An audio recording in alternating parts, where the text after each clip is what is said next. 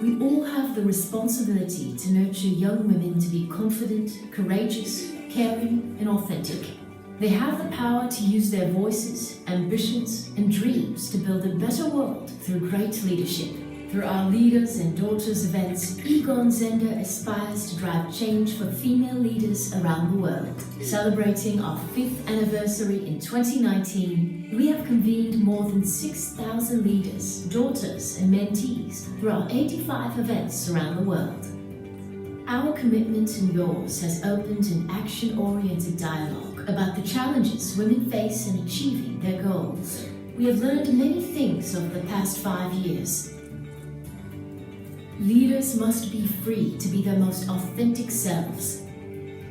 We are stronger, we are more authentic, and we are more passionate when we give our daughters and our women the opportunity to bring their full selves. Women can be strong in many different ways, and that you don't have to be a female CEO or a female PhD to prove that you're a strong woman. Diversity has value that's impossible to quantify. Diversity, or diversifying your financial wealth, is the way to grow your wealth. Then why would diversity not be the way to grow your organization? São mais inovadores, justamente porque tem discordância, né? A homogeneidade, ela é mais monótona. Failure is a step on the path to success. You let me be independent. You let me try out everything on this planet until I found what I want to be. Men and women must work together to truly change corporate culture. Because we all need to do more together, men and women, daughters and sons, to provide more inclusive environment for females to reach their full potential and to create a better world. This year's Leaders and Daughters builds on our learnings while recognizing the moment of pivotal change is now. We believe power moves. As leadership elders are leaving the workforce in record numbers, a new generation of female leaders is emerging. They have different views on diversity, inclusion, leadership, and success that will challenge not only the status quo, but the very definitions of success. Join us at one of our more than 30 events around the world. Follow us at Leaders and Daughters Online and join the conversation in our social communities. You can also take part in the To My Daughter campaign by writing a personal letter to your daughter or mentee, sharing your hopes and wisdom. You carry all the attributes that make for a tremendous leader. You never take the easy way out, always push boundaries and work to become a better version of yourself. Being your father and standing by your side as you continue to grow and learn is the most powerful and rewarding journey that I've ever been on. Together, we can change the world, one female leader at a time.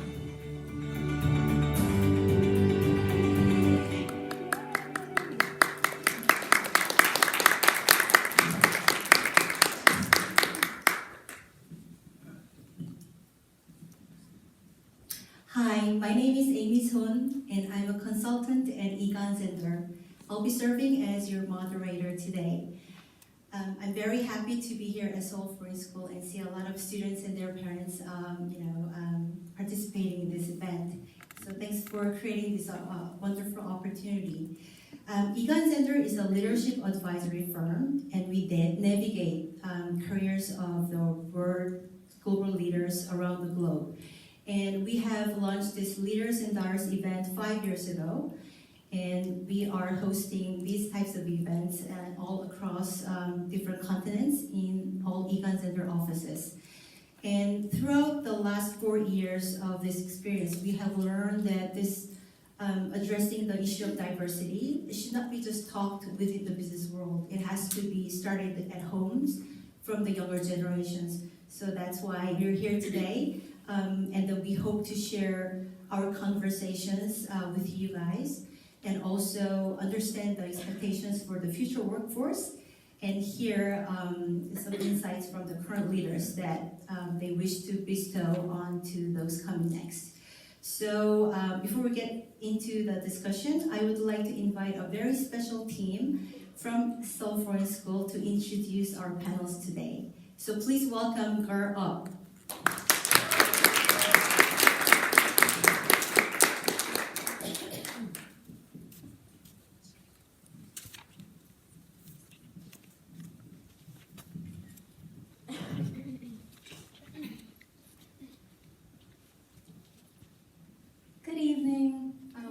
introduce our first guest, Michelle. Michelle Kim earned a Bachelor of Science degree in Metallurgical Engineering from the University of Washington. She started her professional career with Tiffany in New York headquarters. During her tenure with Tiffany, Michelle was the Managing Director of Korea, oversaw Hong Kong and Macau operations, and later the first Asian to be promoted to Regional Vice President and Head of Asia for Tiffany. In 2013, Michelle left Tiffany after 20 years to fulfill her personal dream and promise, which was to give back to society, and served as Chief Executive Officer of Save the Children for Korea. Save the Children is a nonprofit organization established in the United Kingdom in 1919 to improve the lives of children through better education, healthcare, and economic opportunities. She now runs her own company, Club G, which is a premium gardening and living lifestyle company. Gardening has always been a personal hobby and passion for Michelle. Let's give a warm welcome to Michelle Kim.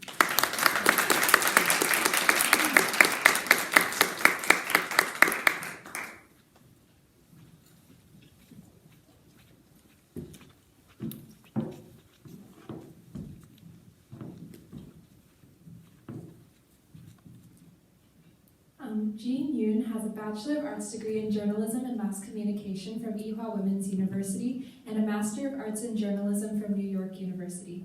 She's a pioneer who cleared the path for Korean women wanting to break into international journalism.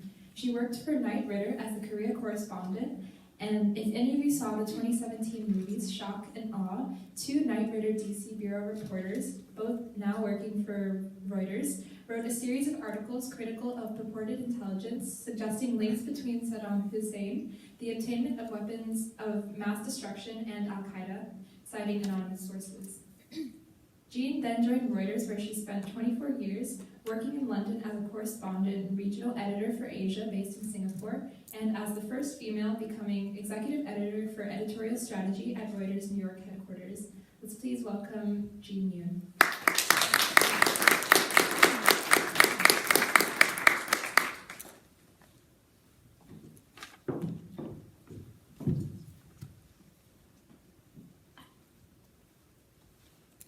After receiving her bachelor degree in electrical and electronics engineering from Yonsei University, she received her MBA from Harvard. She began her career at Bain & Company as a case team leader focusing on operations and business strategies. She's also worked for Samsung Cherry Industries as a GM for Beanport Accessories.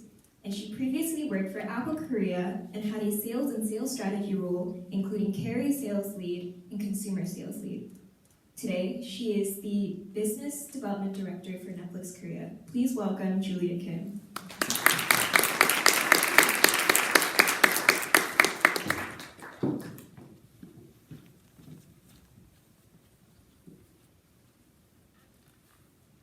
SooKyung Han earned a Bachelor of Arts degree from Smith College.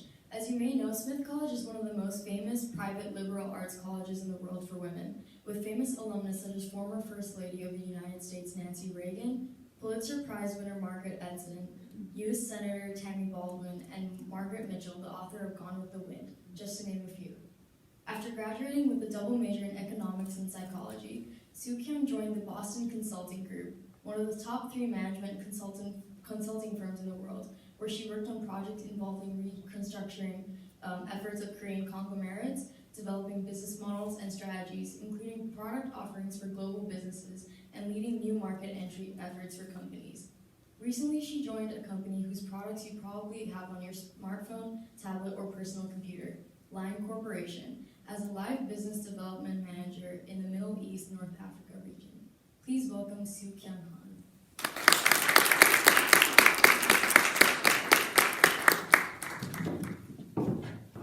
What a lovely introduction. Thank you very much for the introduction, Golub. Let's please give a applause for thank you very much.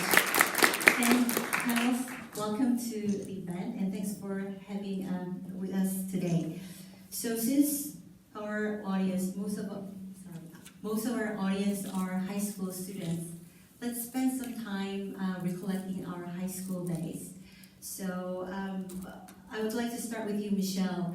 When it's been a long time, right? But when you think about your high school days, what would you want to be? It was a long time ago. back a little bit further to my early years. When I was a little kid in elementary school, I said to myself that I wanted to be an engineer. But then I didn't know what engineers did, and I didn't know what the job was about. But I was so strongly believed that I wanted to be an engineer. I guess I was influenced by my parents and my uncles who were all engineers. And in fact, a lot of my cousins became engineers. So, I went on believing that someday I'm going to be an engineer. Then I got older and, moved on to middle school and high school. And in my high school, I fell in love with fine arts. So I started painting. I used to spend hours and hours in art class, just painting and doing nothing else. And I wanted to pursue what I really liked, fine art or design. So I told everyone around me, and I announced that I wanted to become an artist and wanted to go to art school. To my surprise, actually my art teacher always praised me how good I was, how nice to see my painting, winning the competitions and everything. But then when I told her that I wanted to actually go to art school, she was surprised and she said, no, you don't go to art school. I'm like, why not? And my parents and my art teacher, they're all like, it's nice to have it as a hobby, but making a living as an artist is a very, very difficult thing, and you don't go down the road. She was an artist, and her daughter was an artist, and they were having difficult times really making living out of as an artist. So I thought about it, and then there wasn't one single person who supported me that I wanted to be an artist, and I was very young, and I was scared and nervous, and I didn't know what to do. So I dropped that idea of pursuing what I wanted to do and what I like to do, and went back to pursuing what I was good at. Luckily, I was good at math and physics. So at the end, I did go to university studying engineering, as you can see on my resume, getting a bachelor's degree. And should I go on? This was at the end of the high school years. And in college, actually, when I started engineering, the problem was I really didn't like it. And every day it was a struggle to pull myself to get up and go to school and attend the class. And every day I was saying to myself, God, I hate this engineering schools. But then I couldn't stop, and first of all, I didn't have got to stop. But most importantly, I couldn't stop because stop and do what? I didn't have an answer to that. I didn't know what to do if I stopped engineering because I didn't have an answer and I didn't know what I wanted to do. So I just moved on. So I finished university. I even went on to grad school, engineering school. So and I continued every day like that until I'm telling you my whole career story. But anyway, so the second year of my grad school in New York, I did a very short-term temporary job at Tiffany during Christmas.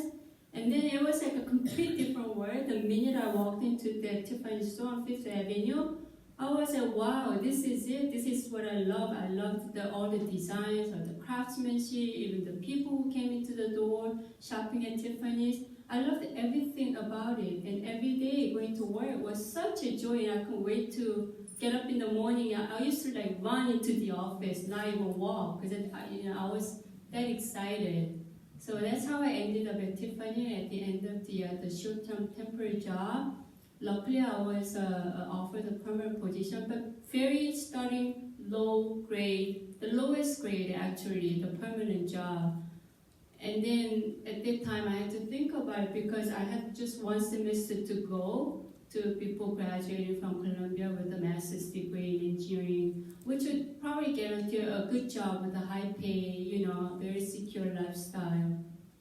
But this permanent job at Tiffany, the salary they were offering me, I couldn't even pay for my room. So I had to kind of think about it really hard. And I remember back then when I decided to go to engineering school during my high school year, what I pursued, I pursued not what I like to do, but what I was good at, the safer role. And this time I said, okay, this time, and I wasn't happy. So this time I said I'm going to pursue what I really want to do, what makes me happy, regardless of the pay, and I don't know where it's going to lead me to, but that's what I decided to do. And I dropped 6 years of studying.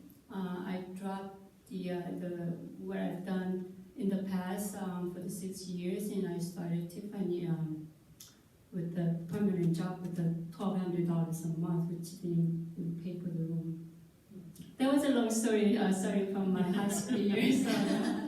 Well, thanks for sharing your story. That's very interesting. I mean, you've started with engineering focus, and then your passion for fine arts may have led to working at a Tiffany. So interesting. Thank you. Anyone else wants to share the story? Jean? Thank you. Is it on? Yes. That's a great story, Michelle. It's hard to beat that one. And the Tiffany experience. I've always wanted to be a journalist. I think that was in high school. I fantasized being a reporter. I thought it was the coolest job. The grunt work, reporting, writing news. It was just something that I wanted to be, and the only thing I wanted to do. My parents weren't thrilled, being Korean parents they were. I remember one day my dad walking into my room and saying, Jean, you seem to like studying. How about law? That's very Korean. I think a lot of Koreans would have had some experience like that. But I felt like, I remember that moment vividly because I thought, gosh, he seemed to look down upon what I aspired to do. And I said to myself, I'm going to show you. I will rise that ladder. I will show you. I'll become an incredibly successful journalist, and you will be proud of me. And you will regret the fact that you've asked me to be a lawyer. Anyway, that's my simple story. Okay, but you achieved what you wanted since high school, so that I've walked a very narrow path. I wanted to be a journalist, and I mean, I still have some doubts as to, should I have gone so straight? And that's for another discussion. But yes, I studied journalism in college, in graduate school. But it was helpful because when I went to New York to study journalism, I learned how to write properly. To cover news in New York was really, really interesting. And then, I've stayed in one company for 24 years, and that's a very long time to be with one company. So I don't know, I think it just kind of like shows the kind of person I am. All right, okay. Well, unlike Jean, Julie, you have a very diverse experience from your career, and I don't know if that started with your high school days. So can you share some of your story? I think I followed Michelle's camp than Jean's camp. I went to high school in Canada. I was brought up mostly in Korea, and my family moved to Canada, to Toronto, when I was 15. And I liked math and physics, like Michelle. And I like biology too, so I thought about becoming a doctor. And in my last year, senior year of high school, I could do volunteering work, and I did volunteering work at local hospital in Toronto in a pediatric ward. And I found that I would have a really bad bedside manner. Like a terrible doctor. So I said, for the humanity, I should not be a doctor. So I decided, okay, so now I like math and science, so the only option that I had realistically was engineering, just like Michelle. And also I was engineering by education in college, but didn't really like it that much and could not find a passion in it. So I went to consulting. That's how I started my first career, and then we have plenty of time to discuss why I chose two different companies after that, unlike these two ladies who spent good 24 hours, 24 years because we had passion. But I'll get to that later, but that's how I started. Okay, all right. So I think among us, you have the clearest memory of the high school days. So if you think back, what was your aspiration and has it been changed ever since? To be frank, I think when I was in high school, my only broad goal was to be, I want to get employed somewhere because my dad, he goes to a company every day. That's what I see all the time. So I thought, I should get employed somewhere. That was my only goal in high school, which is very broad. So once I entered college, and I went to liberal arts school where we don't learn business classes, so I didn't have a clear idea of what we would actually do at business work settings. So at that time, I wasn't sure which I was very interested. For example, you could be interested in consumer goods industry or like automotive industry, such as like that. So I don't have experience, so I don't know what's it going to be like. So the conclusion that I came to was, maybe I should experience consulting industry where you could experience all the industries through projects. So that was my starting point.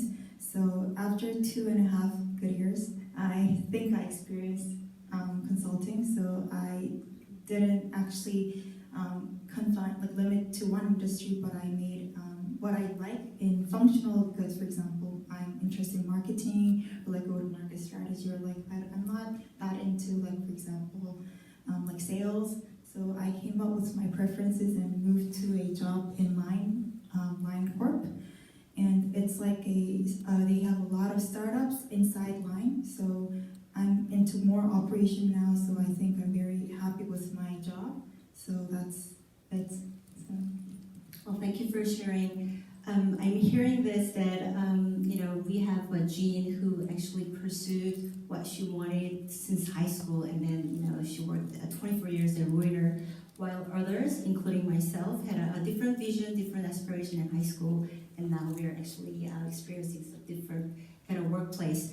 So, I think what you guys want to be right now, it's actually not going to happen. So, don't limit yourself. Dream big. And then please be mindful that life is full of opportunities, and please explore different options moving forward. So, since we shared some of our experience in the high school, and I noticed that some of you mentioned about influence. Your parents obviously will have some influence on your decisions. Probably some mentors also played a critical role. So I want to hear about what influence have your parents or mentors had on your professional development. Who wants to start?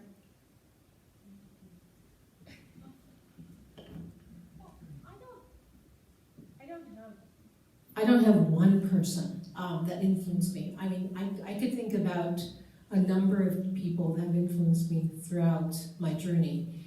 And I think it just depends on when and what, and I think it's really difficult, it's really important that to keep talking and having mentors and also parents.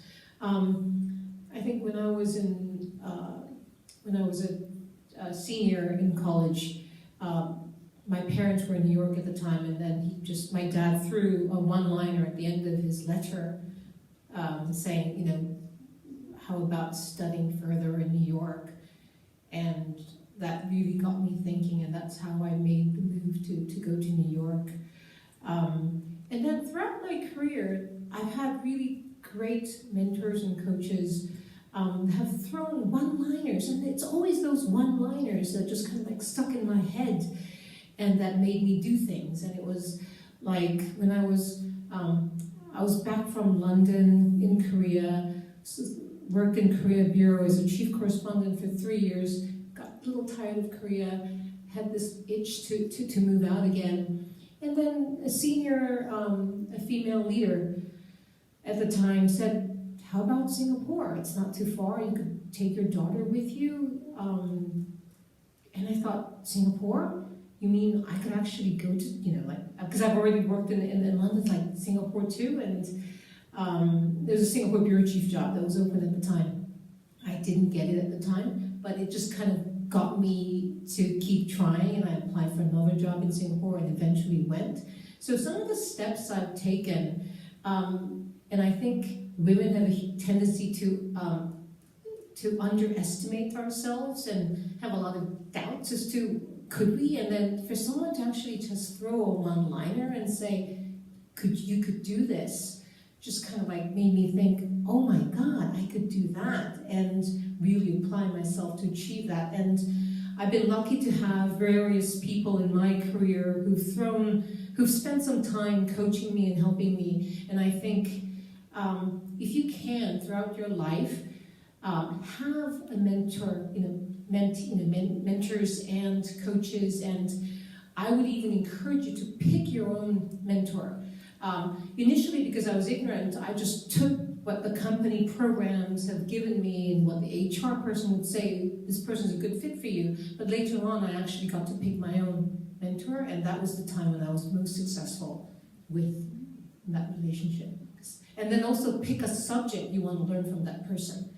And for me, it was mid-career time, and I wanted, as a woman, I thought I was lacking versus guys in networking. And I thought that was kind of hindering me, and I saw somebody who was really good at networking, and I reached out to that person and said, could you coach me? Could you mentor me? And it was a 1-year relationship where he gave me a lot of tips, and that was really helpful. Anybody else? Actually, some of the parents we here might not like my answers, but I'm going to talk about my parents a little bit. And my parents were a bit different from other typical Korean parents. Back then, the most common thing that we used to hear is, oh, you can't do this because you're a girl. Girls are not supposed to do this. And I tell you, even back then, girls were not allowed to ride bicycles. So I still don't know how to ride bicycle. So anyway, so I grew up in those times, but within my family, my parents, including my father and mother, and they never, not once, told us that, oh, you can't do this because you're a girl. They never told us, first of all, that, oh, you're a girl and you should do this and you should not do that. They never told us to study, or they never asked us whether we've done homework.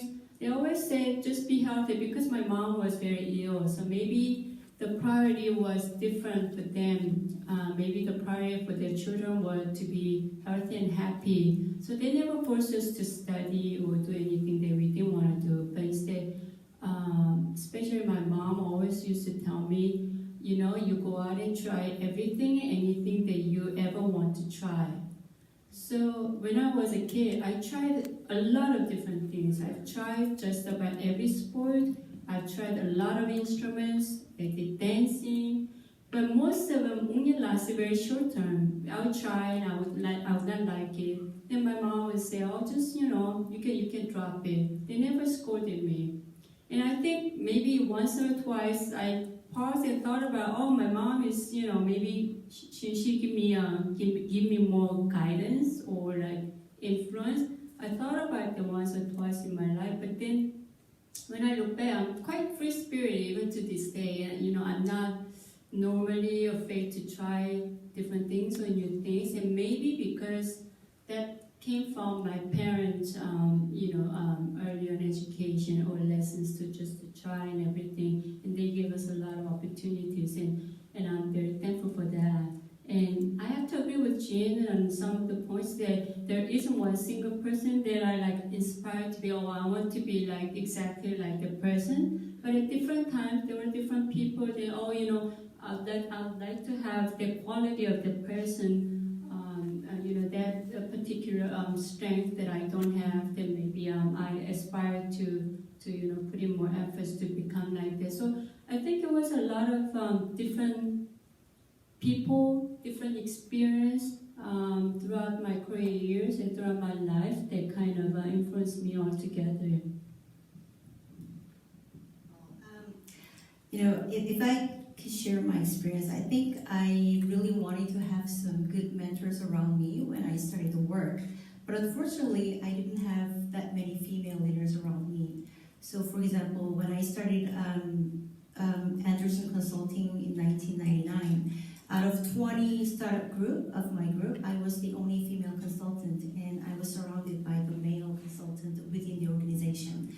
So, I mean, there are good male mentors as well, but I was thinking there's no role model for me as being a female consultant, only female consultant, and I wasn't able to actually navigate my career through the other male leaders. So, you know, thinking back, I really wanted that if I had, you know, good mentors around me when I started my work, probably it may have influenced me in some different ways. But yeah, I just wanted to share my own story too. So, you know, Juliet, Sue, no? I think I'm still in the process of career pursuing. So what I think was when I was had to move my job, I think I talked to like a lot of people. I talked to all the people that I met. Well, do you know any friends at line, even my friends? So I asked them, how is the work setting like? Because I'm the person who's going to work there, so that's very important. Like, which kind of atmosphere, like, or like corporation ethics do they have? So I was asking in person, oh, do you know any friends at Naver or Line? So I was trying to, I think it's 2 levels of mentors. I think I'm asking my friends, how is the companies like? And mostly, I think I discussed with my discussion partner was like my dad, because he is like a higher level discussion with me, but he was like, oh, IT industry is, you need to be there, you need to go there once because it's such a booming industry and all the broad high level stuff, but he's still, I think, giving me guidance towards what kind of career that I should pursue. Or like from my previous company, I talked to senior level managers who could actually guide me through a big picture, not the detail level. So I think for me, I talk to a lot of people, and like every people I meet, I talk to them. I'm trying to move to this company. What do you think? Did you hear anything about it? So maybe more practical stuff with me. So that's it with my story. I think, you know, for any decisions, having a good mentors around you is very important. And definitely parents play a critical role too, you know, especially in high school days. But as Sue mentioned, and also Jean talked about it, you have to be very proactive in, you know, finding the right mentors around you. It's not just given to you. So, I mean, parents are there for us, but other mentors outside of parents, it's actually you who has to step out, and, you know, look for, you know, the good mentors. So that's like 2 cents of me looking at all the bright eyes of our students here. So, you know, obviously the influence, it's good to have your mentors, parents around you. But actually when we talk about diversity, it's actually another different story. So I want to shift our conversation and focus more on the diversity, which is our today's theme. So before we go into that discussion, I want to, you know, have some quiz on you. So I had a very interesting statistics that I recently found out, and some of you may know, so I'll try. Here you go. Does any of you know the female executive ratio in the top 500 largest companies in Korea? 5%? Less than 5? 4%? Okay, that's a very good guess. Actually, it's a 3.6%. 3.6. If you extend it to the public sector, slightly better, it's 5.6%. So by looking at the statistics, I was thinking, I was hoping that, this is a symptom for Korea, right? Because we've been male-dominated society for such a long time. So I looked into some other statistics, and I found this one. So here you go again. So I'm not talking about Korea anymore. In the United States, do you know when the ladies' restroom was built in the House of Representatives?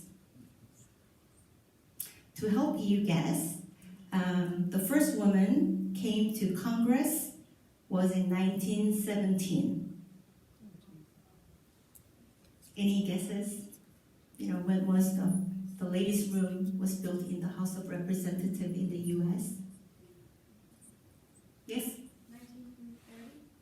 30, okay? Sorry? 50s, okay. 1965. 1965, 50s.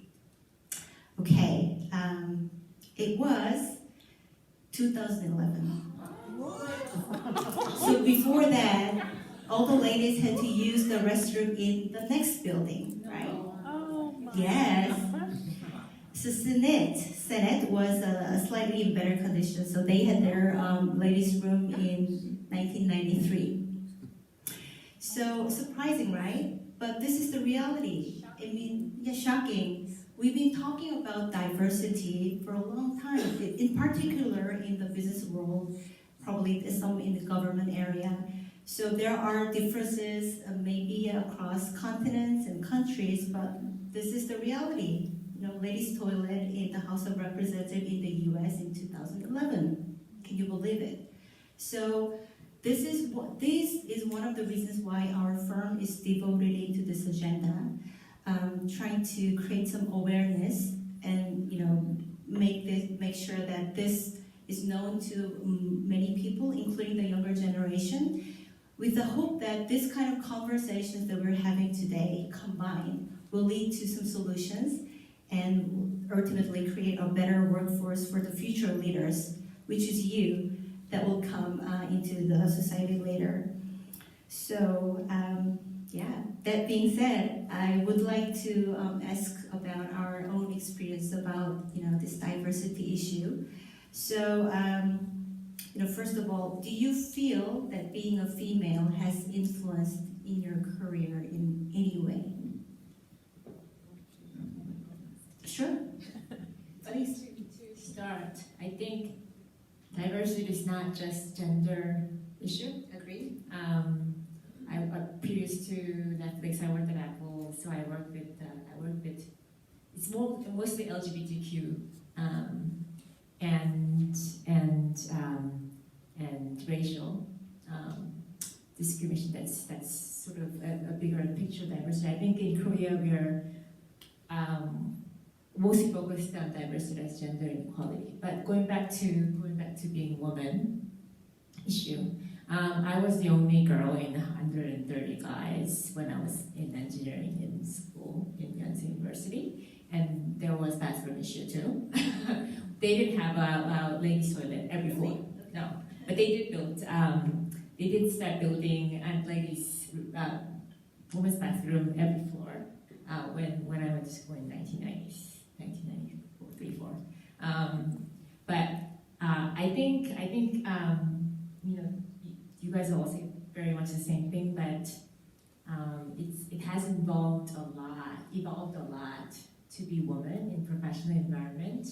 In 1996, when I first started my consulting job after college versus now, I'm a salesperson, and usually in Korea, sales is men's job. And if I had to do the same sales role when I was much younger as a woman back in 1990s, it would have been very difficult. But I think, fortunately, Korean society has evolved a lot. But so I don't think I'm really at a disadvantage, to be honest with. But clearly, when you're just starting your career and you're trying to find your position, it was hard because guys are having their smoking session, and that's where they actually do a lot of networking and exchange information. And information is very important. It's related to power when you work, and you sometimes feel left out from the boys' network and so forth. So and you miss a lot of key information. So that's when you feel at a disadvantage. Not openly disadvantaged, but there are subtle discriminations that builds up every day in your life and make you feel like you're not given a full opportunity to do your job fully. So, but there are a lot of instances and sometimes be sexual harassment in the 90s, which we couldn't really talk about then versus now. So there were a lot of disadvantages to be woman then, But I think I want to give hope to the students here. It's not as bad now. And I think it's kind of ancient to talk about even to talk about gender inequality now. But I'm sure Michelle and Jean have more rich experience in that department. So. Well, I was in the similar situation because I studied engineering. I was the only girl in undergrad, and when I went to grad school at Columbia, I was the only girl. So I was very accustomed to being the only girl in any crowd. And I went to work for Tiffany's. Tiffany's majority of the employees are women in the corporate setting, not the warehouse. But somehow I ended up at international department who are men. And I was the first girl and the only girl to start at international department. So I guess I was a bit numb about diversity issue. And because I was so accustomed to being the only girl, and I took it as, this is the way it is, it's always the men. But now it's been like 20 years, and now listening to the statistics, it hasn't changed much. And I even look at this day, the luxury industry, the retail industry that I've been, I worked for 20 years, hasn't changed much. The top management are male, not just American companies, but also like European companies, mostly men, white male. So I guess the diversity, I don't know how much, it's gotten better or improved or evolved, and seems like it hasn't changed all that much, which is sad to face. Yeah, I think we've seen some improvement in having more female workers in the workplace, but the problem still remains at the top level, the senior level. So we see a lot of female entering into the workplace, but somehow in the course of promotions, we don't see much of a senior leaders anymore. So still, you see the number like 3.5% in 500 big companies in Korea, and it's just not here. So we need to explore further, but we have to be mindful that there is a gap, and we have to think about where the gap comes from. Last year we had a Leaders and Daughters event, and there was a comment from a female senior executive herself. She had a daughter and son, and she confessed that even as a senior leader, she has a different views when she talks to her son versus her daughter. So when they're about to decide the major in college, they ask for mother's opinion. And she, without hesitant to her son saying, hey, definitely business, or to become a medical doctor or go to the law school. So that was very easy. For her daughter, even though her daughter had a better performance at school, she said, we want to major in art. So, not to despise art, or I don't mean that it's easier, but this is the kind of perception that even the highest female senior leaders who are working today has when they're looking at their the daughters and sons. So probably we have to have this kind of mindset change since starting from our very home and to schools before we actually get into the business world. So that was some insight that we gathered last year, and that's why we are trying to extend this kind of conversation to a younger generation, and that's why we're here today at Seoul Foreign School, and very happy about it. Jean, I heard that you had some experience with diversity in your career. Can you share some of them? I was hoping you'd skip me on this topic. I'm with Michelle on this. I don't think that much has changed, unfortunately. I think you feel that less when you're young, and as you go up the ladder, you feel it more acutely that it's not equal, same playing field, and I have a daughter. She's a senior in college, and I don't think I could say to her that her life is going to be very different from the world that I lived in. And I think it's our responsibility. I think we've kind of somewhat we've tried, but didn't quite succeed. And I think in the corporate world, we do a lot of talk, but I don't think we walk the walk. We walk the talk. And I think it just becomes often flavor of the month. And then when you're a senior executive, you get together and then you kind of like, hush, hush. Oh, the chief executive is talking about this. Are we serious? No, just this, just for now. It's never really that serious. So, and then you like, and then as a woman, you like sigh, when are we ever going to really, really change? And I think, I'm concerned about this unconscious bias. Sorry if I'm getting too deep.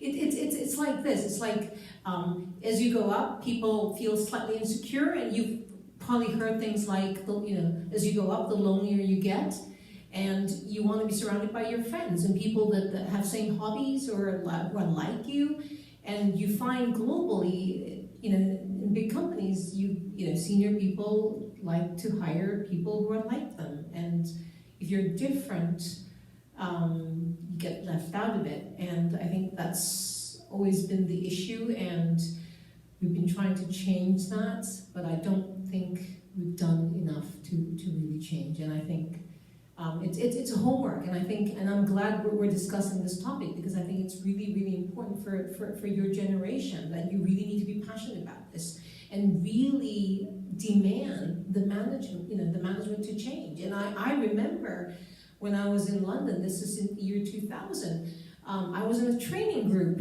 and we were like 18 women and 2 guys. That was the ratio. And do you know how things change? In like 10 years from that, the ratio changes dramatically. And I said to the visiting chief editor-in-chief at the time, you see all these female journalists, but the ratio is going to change radically. Are you doing anything about that? And I was incredibly disappointed by the answer that he gave me to the group. And he's saying, it has to be by merit, and we can't pick, by gender, and I think now we hear more of correct talk. However, I'm not quite sure that the action quite follows yet. I think it really depends. It really depends on where you work. I think I would have echoed you too if I worked in a very Korean company or a very traditional industry.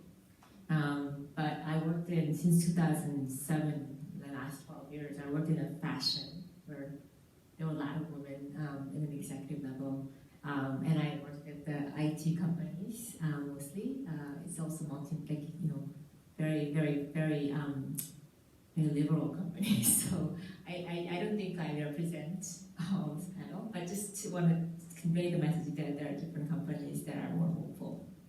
So do you see different trends in the companies that you work, like Apple and Netflix? Are they different?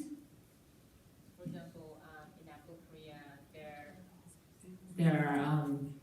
there were 3 directors when I first started early this year. 3 of them were all women. When we have now 2 more directors now, so 5, but it's actually 4 women and 1 man. So it's very different mix.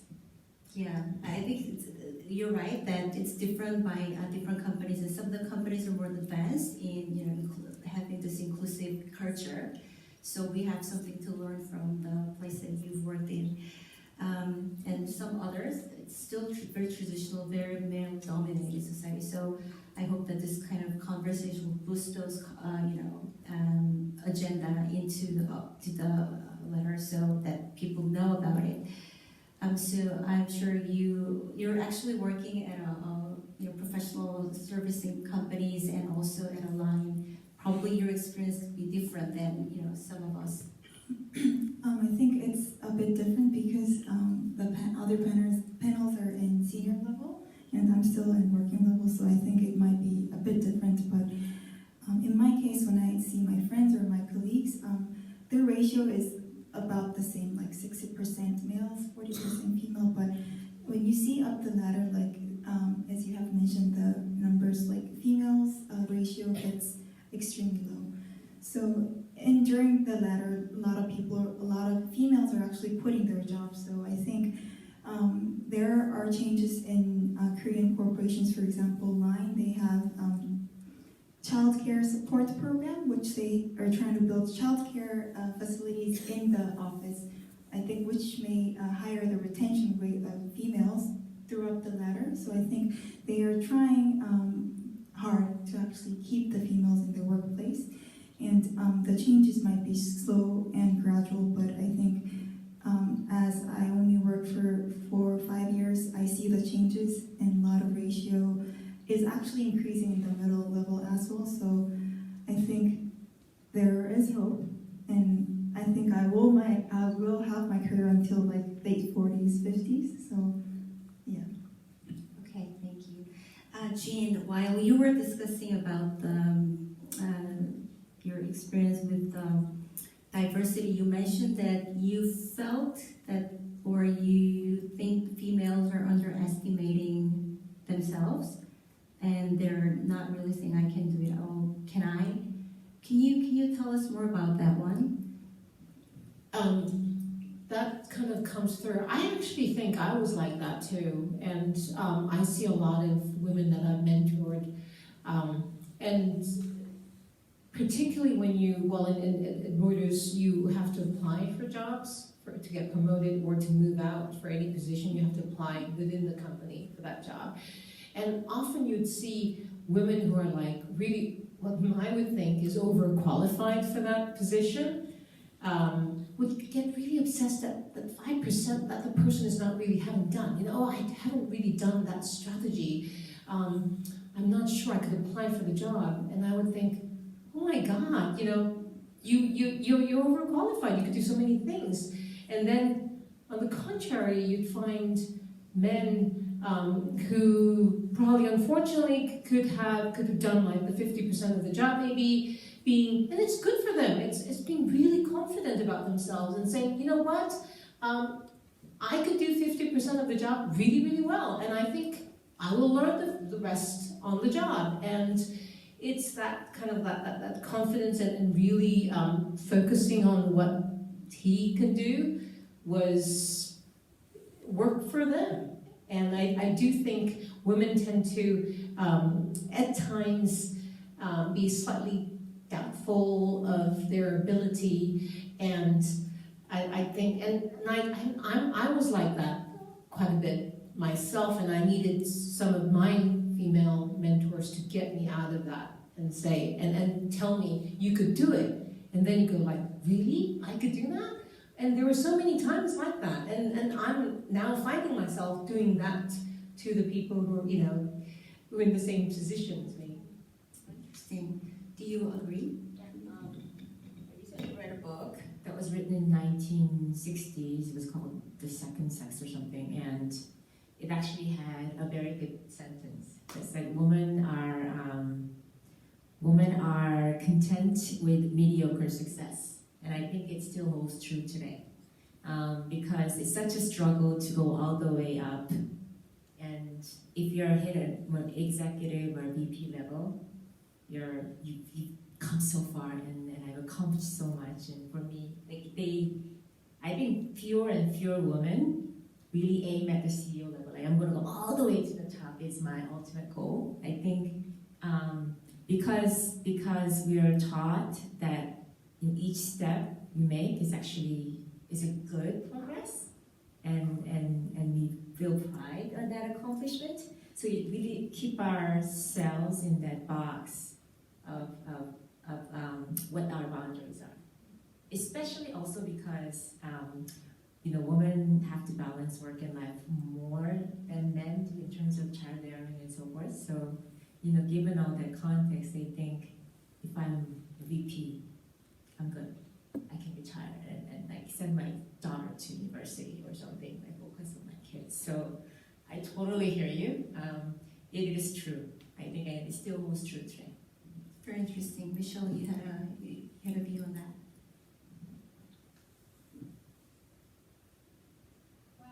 was thinking back to the point that there was no women's restroom in the Congress until 2000. It's still so shocking. And I wonder why nobody demanded a toilet, you know? Because if anybody demanded earlier, they might have gotten it earlier. So I'm trying to say that I think we, including myself as a woman, are shyer than men in demanding what we could actually demand. And sometimes I think, like you have good boss or you have a good company who could, even before you're asking, they could provide to you. But sometimes it doesn't happen. It doesn't happen all the time. And I think those times you have to ask and you have to demand what you need to work or what your rights are. And not, very aggressive way, but you could always, demand what's right to you. And actually, in my experience also, I think they introduced me as first regional vice president Tiffany, but I never wanted a bigger title. That's not what I pursued. But how I got that title was that I was the managing director for Korea, and that wasn't enough. And I wanted to do more. So I demanded more work. I said, I need more work. This work, the job that I have, it's not enough. I just want more work. So they said that, okay, you asked for it, so, here you go. And that's how I, got bigger title, but it's not the title that I pursue. But I think we as women, we need to step out and speak for ourselves. And I hold myself also responsible for, diversity hasn't changed so much. And, maybe we need to speak up more and demand.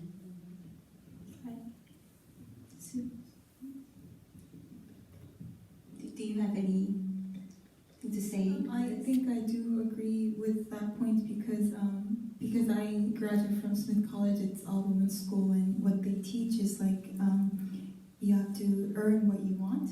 So you have to be proactive and always say the stuff that you want to say. And there's not stupid demand or stuff like that. Even in daily work setting, I try to be more proactive and say stuff that I really need, or something like I don't think this is my job, so stuff like that too. So I think being more proactive makes your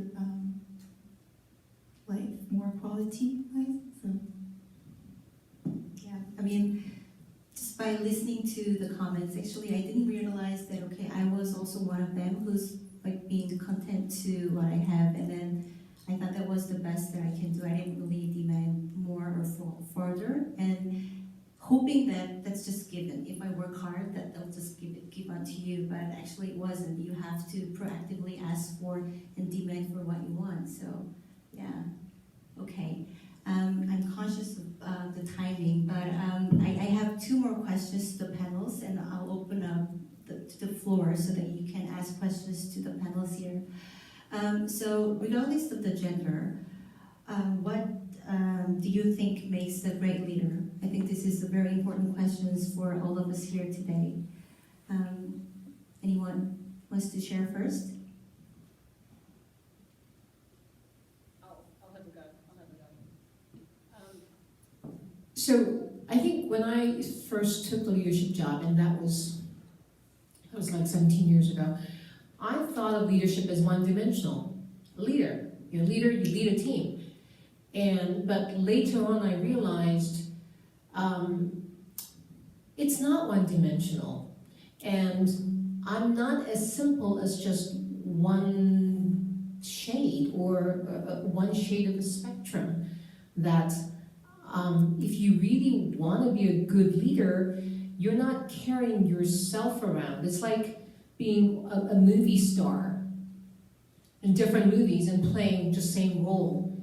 And if you were Tom Cruise or really a big star, that would be successful, but you aren't.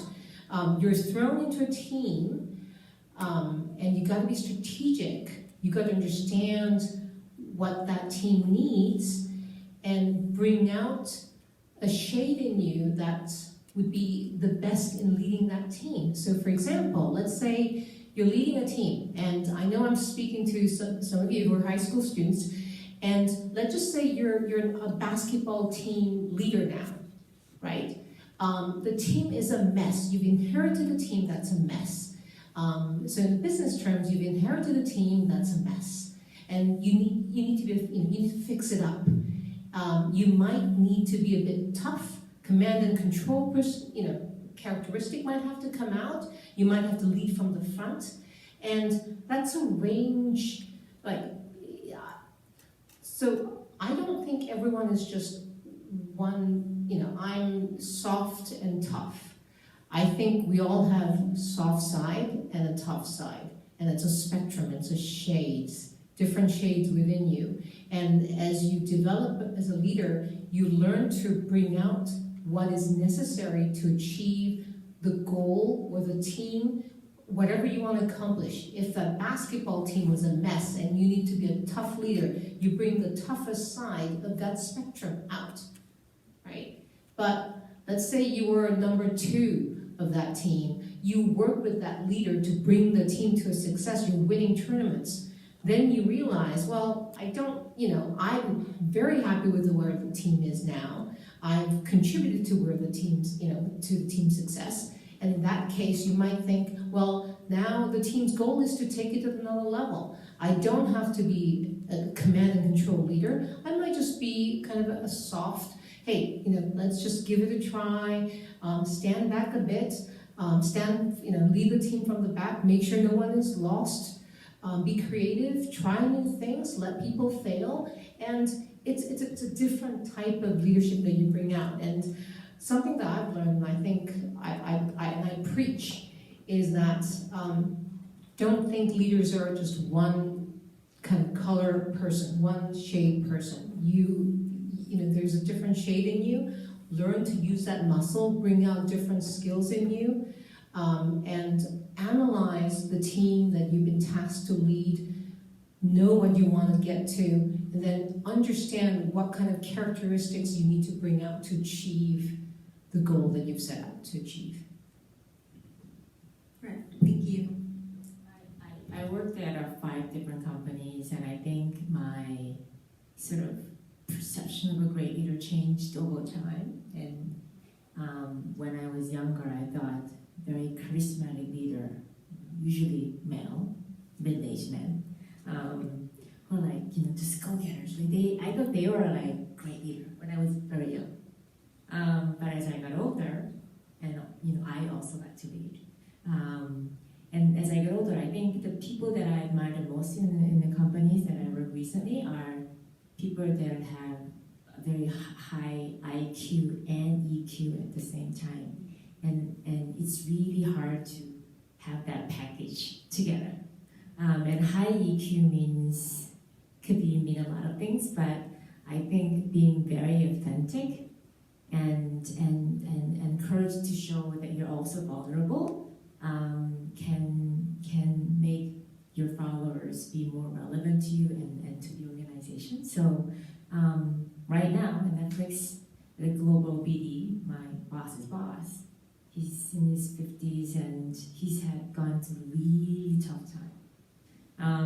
And listening to his life stories like listening to a very good, bedtime stories. But you understand you understand what decisions he has made over time and how he have overcome, makes it more relevant, and you're more attentive to what he says or comments. So I think being vulnerable and being authentic is the type of leader that I want aspire to be at this day, these days.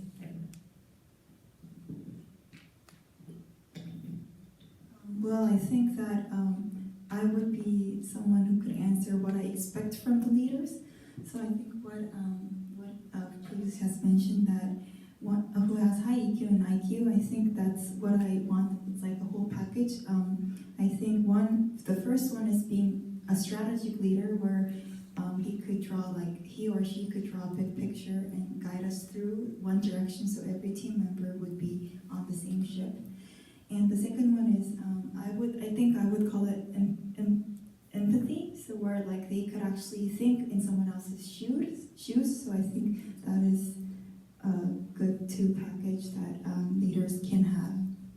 What I expect. Thank you, Michelle.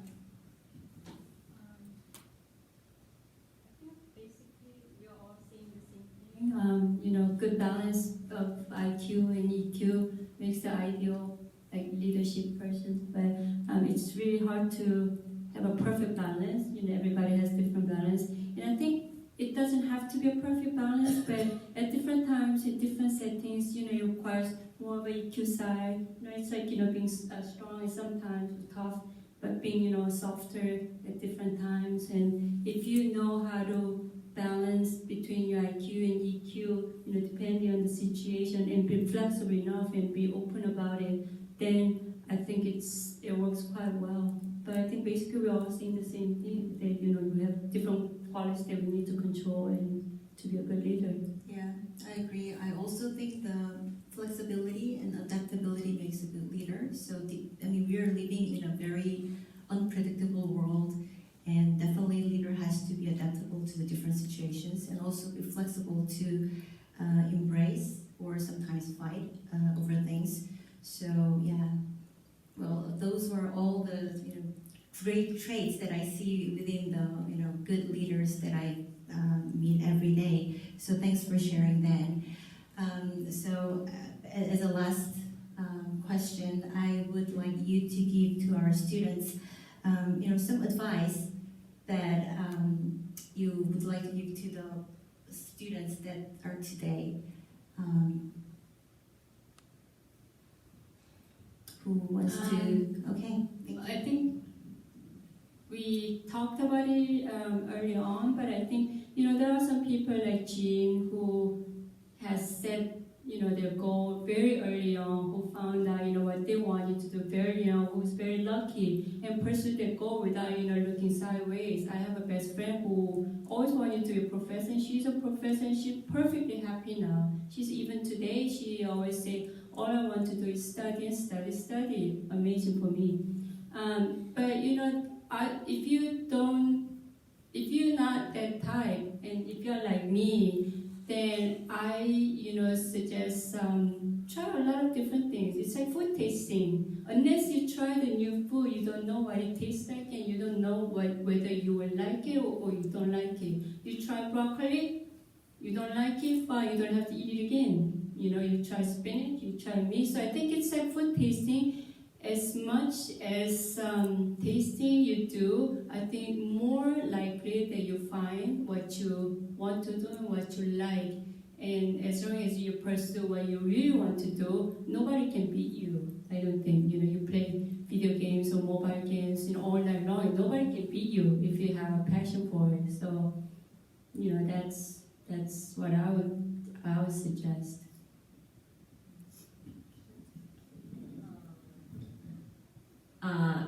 I made a lot of big changes in my life. I went from consulting to game company to fashion company to selling Mac and iPad to selling content stuff. But I think what's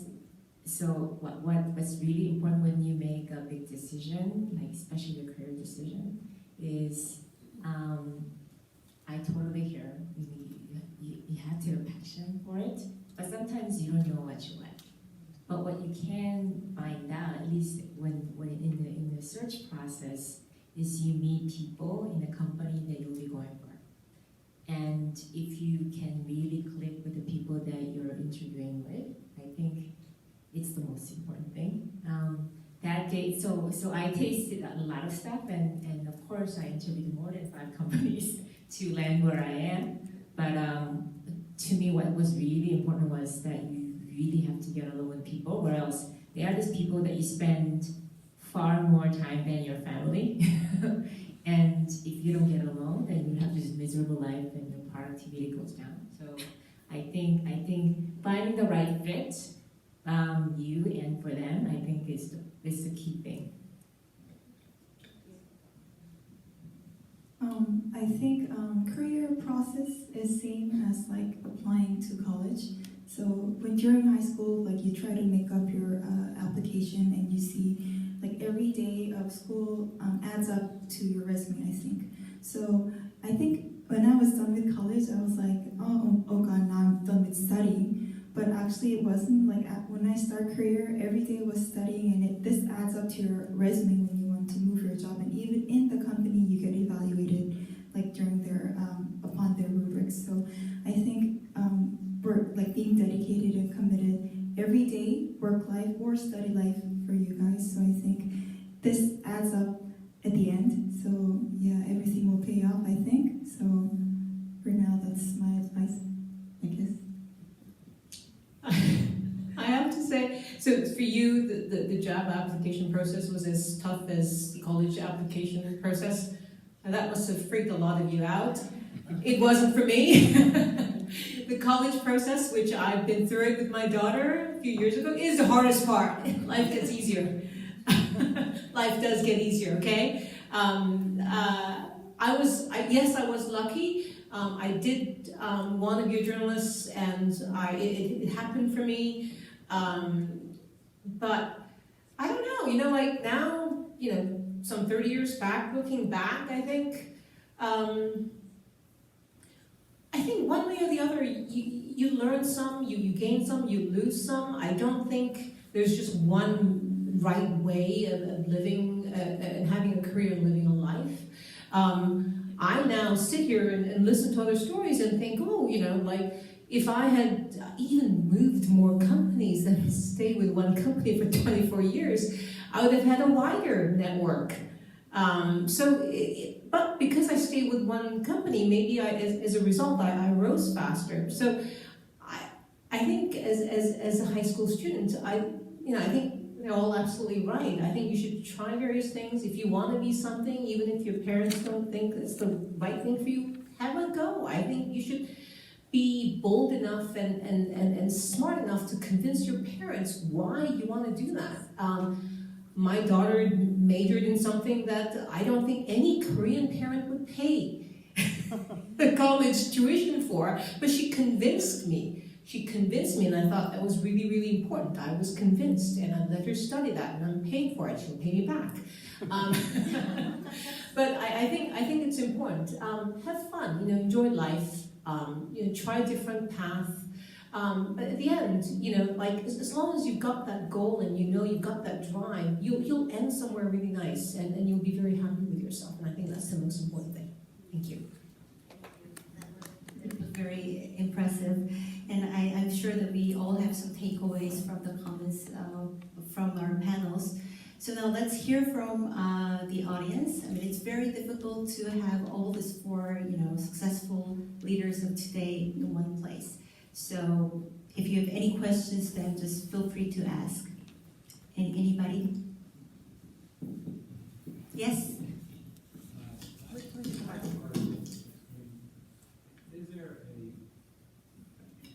Is there a female leader or any female in your life that you consider someone that you really look up to and admire in today's society?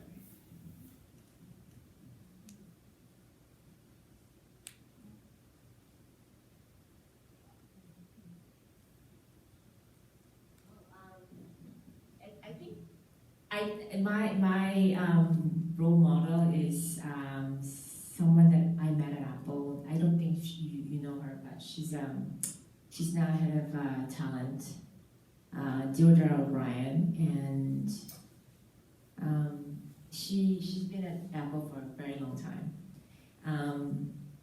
And what really triggered me to admire her, and it's not just me, everybody, is she's a very, very good listener, and she's like the best example of being a very authentic leader that I mentioned earlier. So she's very strategic and obviously super smart, but she knows she can have a very good one-on-one with you, even though you just met her for the first time, and has nothing to do with her job. She used to be operations, but I was in sales, and she's a very senior person, but she was very much into detail about people's personal lives and very caring, but at the same time, she could provide good strategic directions and also motivation to people, so which I admire. But it's all different. I don't have a very famous person as my mentor.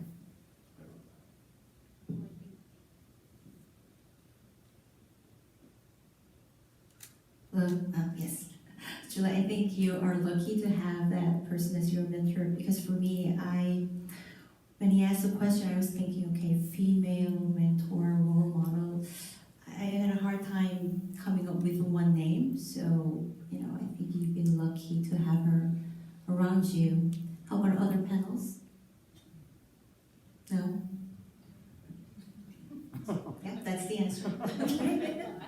That's bad. Yes, please. Can you please introduce yourself? Sure. My name is Molly Koshina, and I'm a mother of a 10th grader here at ISM, who's embarrassed probably. Thank you all for joining us this evening. I really appreciate your sharing your experiences and being so honest and so vulnerable. It seems to me some of the greatest qualities of leaders are qualities that women do have in spades.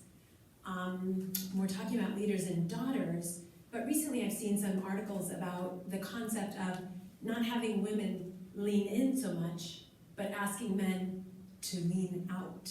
So having men take on some of the attributes that we view as female attributes, focusing on conversation, adapting leadership style, maybe thinking before we throw our name into the hat. If we can only hit 50% of the skills required for the job, as opposed to 90%. And I'd like your thoughts on whether that should be a conversation. Do we need to look at the culture as a whole and what we value as skills, attributes, qualities? And should we be looking at some of the skills that women have inherently, and should we be valuing those more greatly and encouraging some of our male colleagues to take those on as sort of attributes to strive to attain, as opposed to showing up with the overconfidence next to a female colleague who is feeling less confident. Which would lead to a second question: should we be having leaders and sons conversations about how to lean out?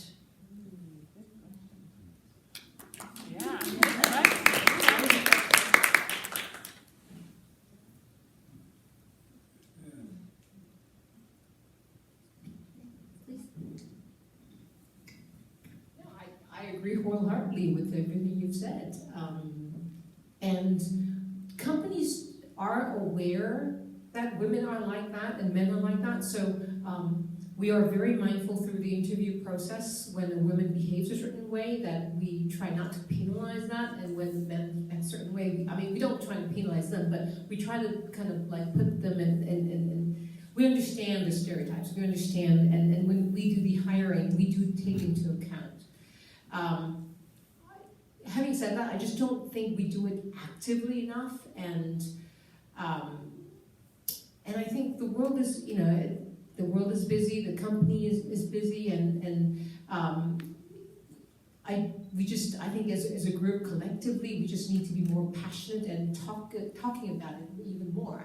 I think we should have more events like this, and the awareness of the issue needs to be out there. And I think, I was the last added person to the panel, and when Eugene said, do you want to join this panel? I said, yes, I'm very passionate about the discussion of diversity and leadership, and I want to join because, I think high school kids, you guys are so important for our future, and if I could even influence one person tonight, it would have been worth it for my time, So yes, I think we should all have more of these events.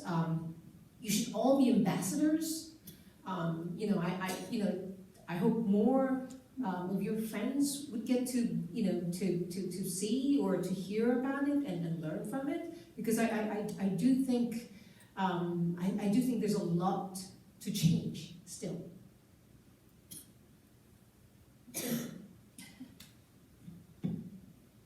That was a very good point, and I totally agree. And when we think about it, we have this kind of discussion just among ourselves. That's something that we should actually I think that when I was working, we had this, I remember this HR evaluation system called 360 degree. It wasn't just one way that your boss evaluating you as your subordinate, but it was, I was getting evaluation from my boss, from my colleagues, from my subordinates, from business partners even. So when I first looked at it, you know, I perceive, we tend to perceive myself as, oh, you know, I think I'm this type of person, I'm this type of leader. But that's what I think. That's not what all other people think who I am. So I think it's it was a very perfect point, and maybe we should this diversity issue, you know, women leadership, we should include more diverse group of people, and you know, ask them what they feel about, you know, women's leadership in today's world, and maybe we're not getting enough diverse insights into this issue. So that was a very good point, and I totally agree.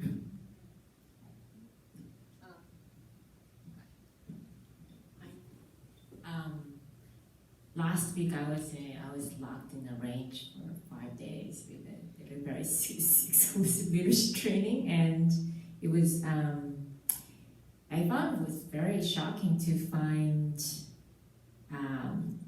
there were a lot of working moms that felt guilty about like dedicating so much of their, you know, time and passion to work and less on their children, because we were talking about a woman and diversity issue, and there were about half of them are women, most of them are married and have kids, and half of the men also married and have kids. And almost every woman cried as we were having that session. Because, and it was very international, we're talking about like 35-year-old, you know, blonde girl who looks perfect and has perfect career, perfect life, and perfect husband, yet still she felt so guilty and started crying her eyeballs out about thinking about her child. So it's a very international thing. So I think one of the ways that we could balance this out a bit is for, at least, you know, not talking about Netflix too much, but Netflix, there's equal amount of maternity leave. So we have you know, executives in their late 30s and 40s who are like really goal driven, but they all get same like 6 months maternity, but they actually take full time off. They're offline completely.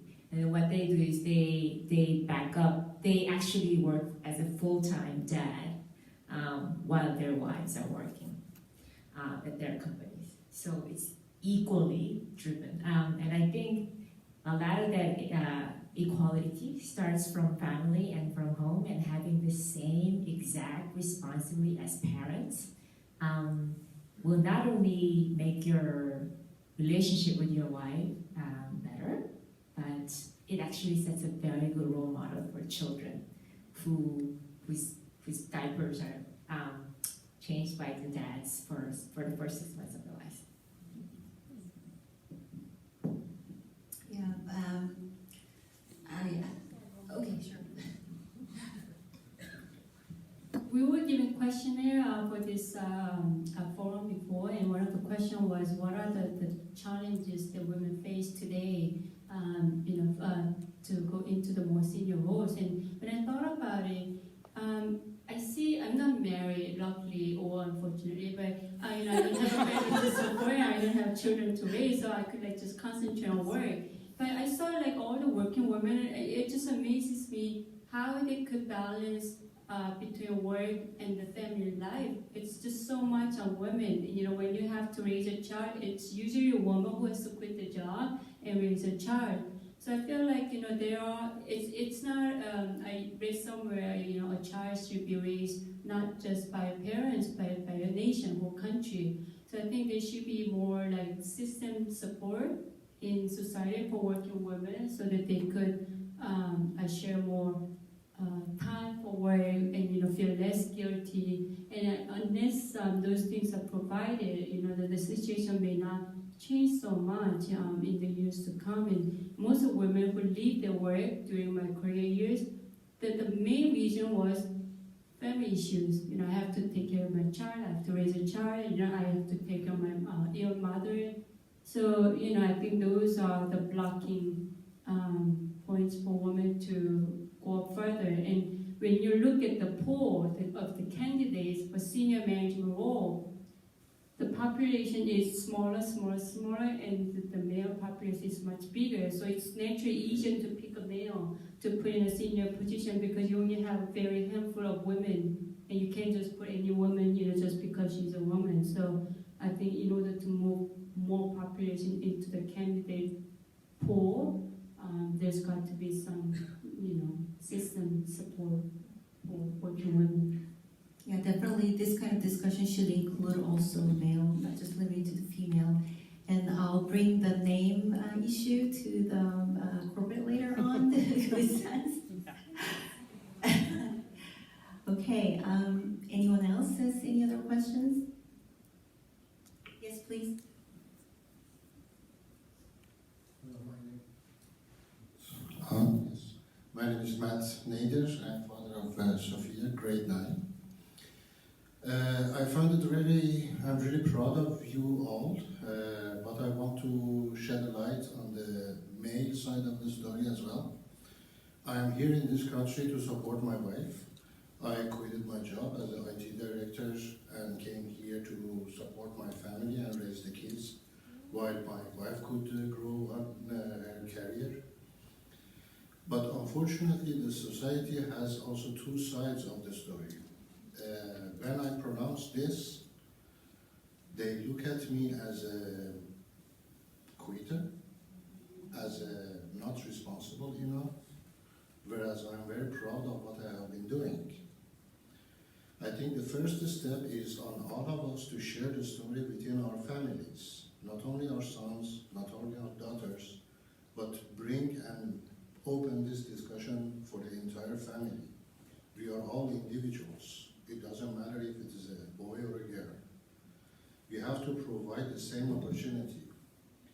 What I'm interested to ask you is that when I was young, MTV was a show half an hour each week.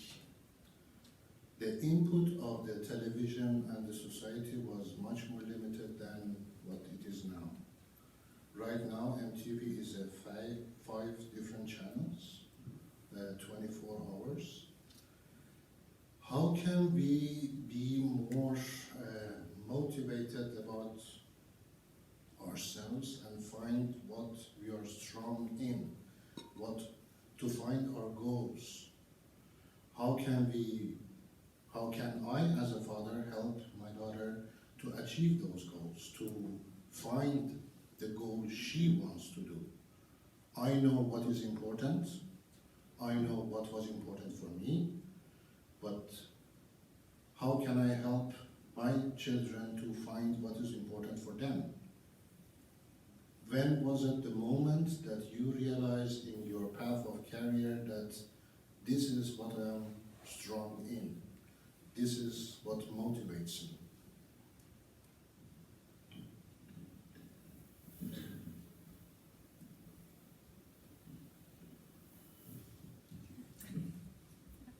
That's a very good and difficult question. I think people have different motivation. For me, I have to have a fun. Like, it has to be a fun job. Fun could mean anything, but something that requires creative thinking and innovation and freedom to explore what I want to explore, I think is the motivation factor for me. Going back to your parents about how to help your child to find the good path, I think it really depends on that child too. There's no right answer. My parents were very, very, they were very hands-off parents. They only said good things about me, which sort of boosted my ego and pride, I think, and confidence. So I was very much loved. Of course, I got scolded many times, but still I was mostly loved. And I was given a lot of freedom to make little decisions, even from an early childhood. So I think giving a lot of freedom to make a responsible, independent decision will, in the end, help most of the children. I don't know if it applies to every children, but at least it worked for me. I think you're too good father. I don't think many people actually think like that. Like, you know, I think you just leave it to your kids generally. And I mean, gosh, I feel guilty now.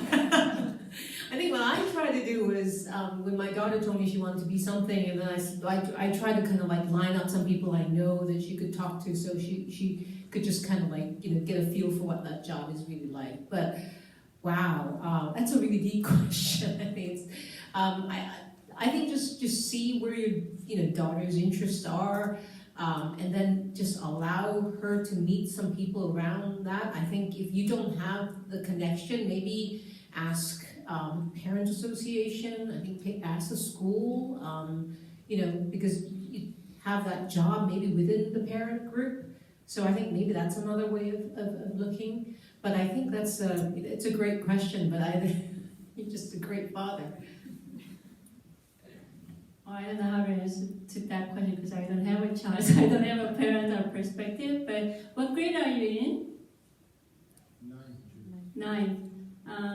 A bit young. But, you know, I think I started, you know, when I talked about like, you know, trying out different things and, you know, tasting different things. And I tried a lot of different jobs. Like very short term, like internships, you know, I worked at one summer environmental protection agency. I tried law firm, you know, because I was thinking about, you know, if law is the right thing for me. So I tried a lot of different things, and I think maybe, you know, high school, I think you're probably old enough to start like exploring on your own, and especially you have all your father's love and support. So I think you can go out and venture and, you know, different things and, you know, different internship jobs and, you know, try. That's what I did, and that's what I can share.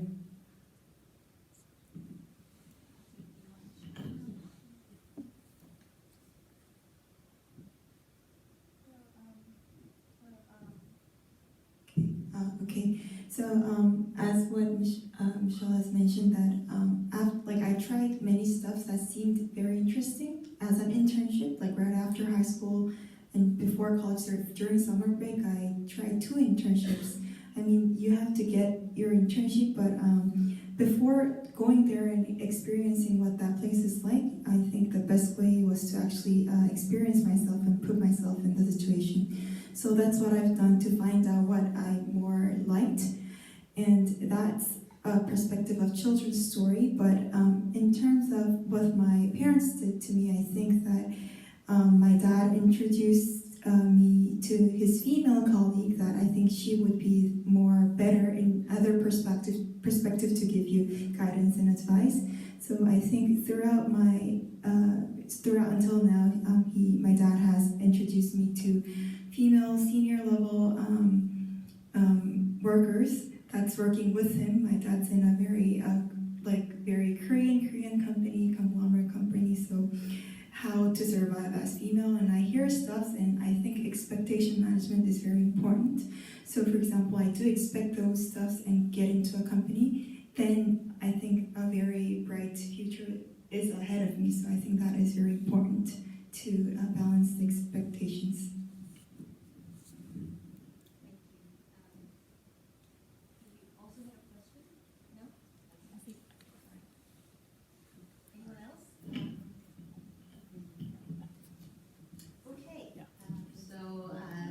It was a great discussion. Thank you all. Thank you. Oh, sorry. Okay. I had a question more about like the confidence, because you guys keep talking about this topic of confidence. And as a student in the classroom, I often feel that if I have the same level of confidence as some of my male peers, I'm seen as like being overconfident or cocky. And so how do you manage with being confident in your abilities, but then also not being seen as like being overconfident?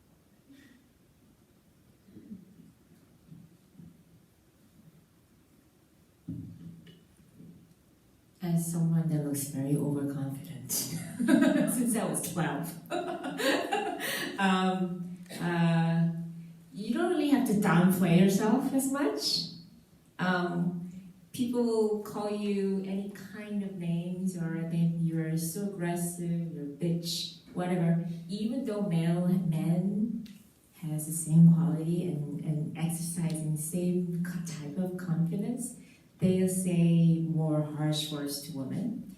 Don't let that ever bother you, because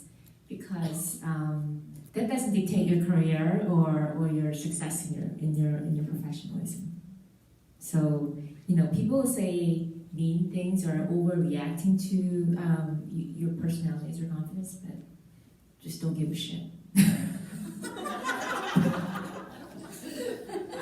have to echo the same comment. I think you just have to brush it off and just be yourself, I think you just have to disregard what other people say about you, and just, if you're just being yourself and be consistent, and sooner or later they will just accept you as you are. And nothing wrong being overconfident. It's better than being less confident. So, be confident about yourself. Okay, well, I think we had a great discussions today. We've heard a lot of insights, and we've navigated through different issues. So, especially thanks to the panelists for your time tonight, and also thank you for coming here and showing your commitment to this such an important matter. So, I would like to end our panel discussion by giving us a big round of applause for all of us. Thank you. Step on the stage.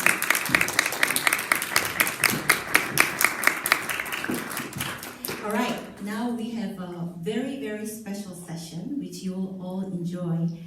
EgonZhender has launched an initiative called To My Daughter. This is a website and where parents can write a letter to their daughters or sons, of course, and also look at what other parents wrote to their children. So we're honored to hear one ourselves tonight. So I would like to invite Ms. Jennifer Holcomb and her two daughters, Annalise and Sarah, to the stage. And we will hear Jennifer's hearts and minds towards her daughters. Okay, so it's the mother only. It's fine. Sorry, Annalise, sorry. They did not realize. So this is out of all of our comfort zones, but I'm so pleased to be able to do this. Should I be sitting? My dear Annalise and Sarah,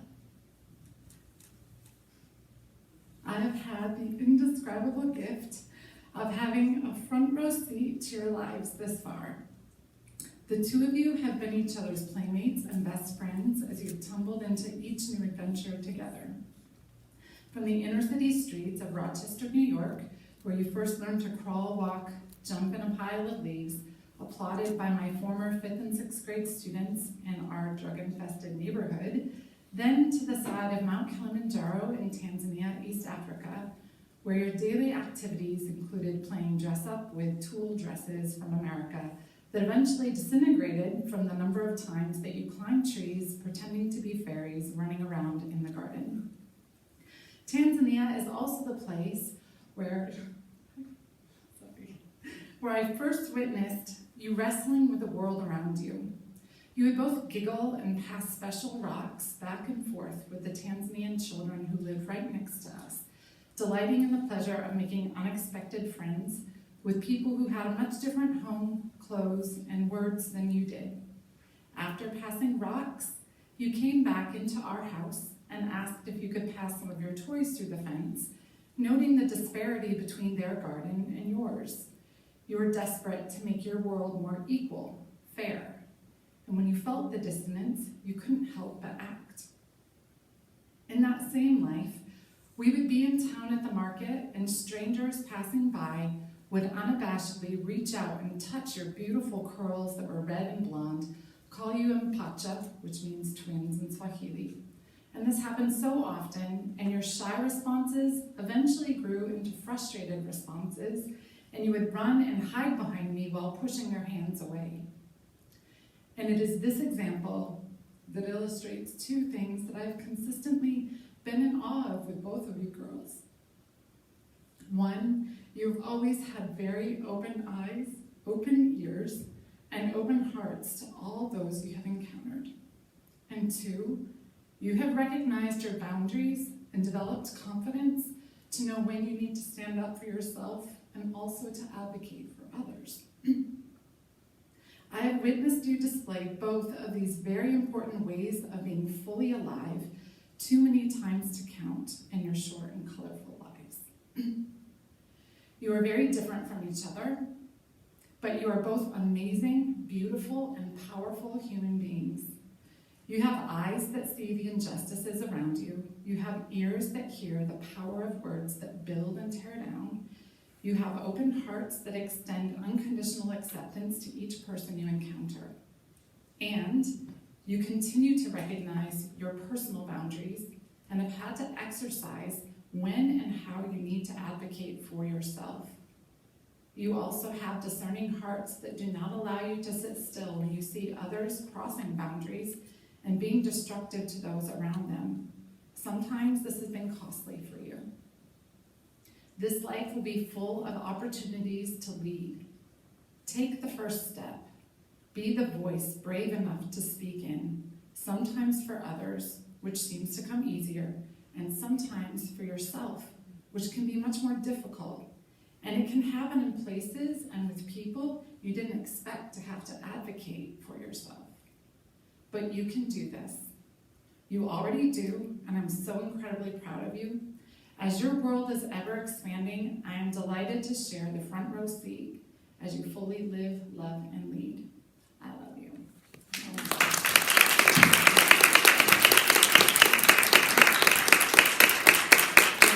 Thanks again for sharing your hearts and minds. That was so touching moments. Okay, so that's all I have tonight. I'll hand over the mic to Dawn for her closing remark. Thank you. I'm Dawn Stark, the Assistant Head of School for External Relations here at Seoul Foreign School. And I'd like to say to EgonZhender, we want to thank you for choosing Seoul Foreign School to be your partner in the 5th annual Leaders and Daughters event, Power Moves, done throughout the world. We're honored to be your host. We strongly agree with you that leading a conversation that is necessary and imperative to our future. We have young men and women in the audience tonight who need to hear the message about diversity and inclusion in our workplaces. They are our future authors, doctors, lawyers, nonprofit executives, nurses, educators, and so many other careers that the course of their lives will take them. To our panelists, thank you. Thank you for being the trailblazers that we can all look to and admire and shape our own hopes and futures after.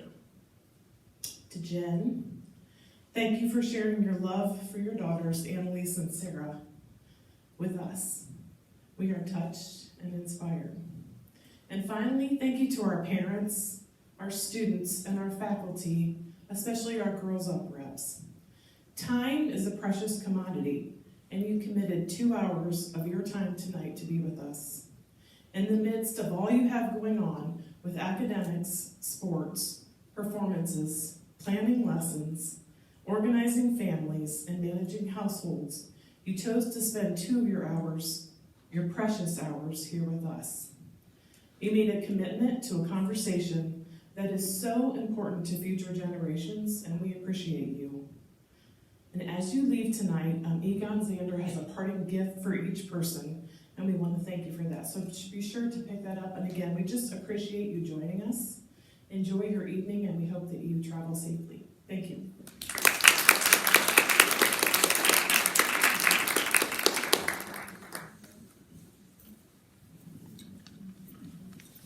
Thank you very much for coming.